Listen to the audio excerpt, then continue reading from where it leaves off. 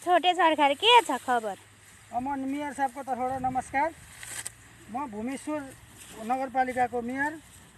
अहिले अफिस घर सबै आगो लागि गरेकोले गर्दा यहाँ दिन गुजारा टार्नको लागि धान बाँड्नलाई आएको छु परमा पैसामा।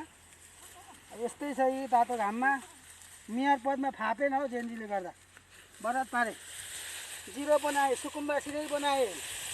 हेर्नु त अब कलम समात्ने हातमा पोलेर पासेर यहाँ घुँडा पिल्सिउन्जेल गरेछु।